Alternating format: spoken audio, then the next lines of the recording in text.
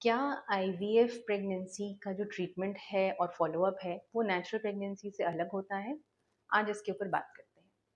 क्योंकि कोई भी कपल जब आईवीएफ ट्रीटमेंट शुरू कराता है तो उनका मेजर कंसर्न यही होता है कि क्या पूरे 9 महीने इंजेक्शंस चलेंगे या पूरे 9 महीने मेरी वाइफ को बेड रेस्ट पे रहना पड़ेगा। ऐसा नहीं है।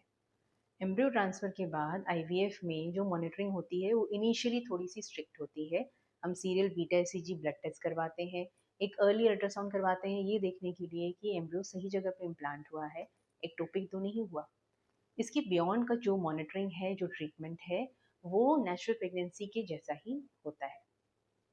आईवीएफ में जब एम्ब्रियो यूट्रस में ट्रांसफर किया जाता है तब उसे प्रोजेस्टेरॉन सपोर्ट दिया जाता है, जो टैबलेट, इंजेक्शन या जेल के फॉर्म में हो सकता है। इस प्रोजेस्टेरॉन सपोर्ट को 12 टू 16 वीक्स तक यूजुअली कंटिन्यू किया जाता है। इसके बियॉन्ड प्लेसेंटा टेक ओवर कर लेता है, वो आपके बेबी को न्यूट्रिशन और सपोर्ट प्रोवाइड करता है। तब हम प्रोजेस्टेरॉन सपोर्ट बंद कर देते हैं। नेचुरल प्रेगनेंसी में इस सपोर्ट की ज़रूरत नहीं पड़ती। दूसरा पॉइंट है, कभी कभी आईवीएफ से ठहरी प्रेगनेंसी ट्विन हो जाती है। तो इस सिचुएशन में जो मॉनिटरिंग होगी, जो आपका हॉस्पिटल विजिट होगा, वो बढ़ जाता है डिपेंडिंग कि किस टाइप का ट्विन है। सिमिलरली नेचुरल में भी जब भी कभी भी ट्विन प्रेगनेंसी ठहरती है तो उसका भी जो मैनेजमेंट होता है या फॉलोअप होता है आईवीएफ की ट्विन प्रेगनेंसी जैसा ही होता है।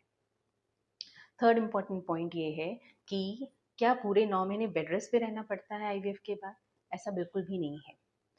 जब हम आपको एम्ब्रियो डाल रहे हैं यूट्रस में, उसके बाद भी हमारा इंस्ट्रक्शन पेशेंट के लिए यही होता है कि आप अपना रूटीन एक्टिविटी कंटिन्यू करें। कंप्लीट बेड रेस्ट पे बिल्कुल ना जाएं। कंप्लीट बेड रेस्ट जाने से बॉडी में जो ब्लड फ्लो है वो डिस्टर्ब होता है।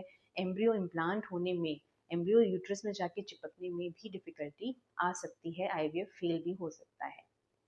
तो आईवीएफ और नेचुरल प्रेगनेंसी का जो फॉलोअप है वो यूजुअली सिमिलर ही होता है। चीज़ें जो ध्यान रखने वाली होती हैं वो यही होती हैं कि आप अपने मेडिसिन टाइम पे लें, अपने गायनोकोलॉजिस्ट का विजिट शेड्यूल टाइम पे अटेंड करें, वैक्सीन जो आपको एडवाइज्ड हैं आपकी प्रेगनेंसी में उसको सही टाइम पे लगवाएं, डाइट का ख्याल रखें, अपने हाइड्रेशन का ख्याल रखें। Thank you.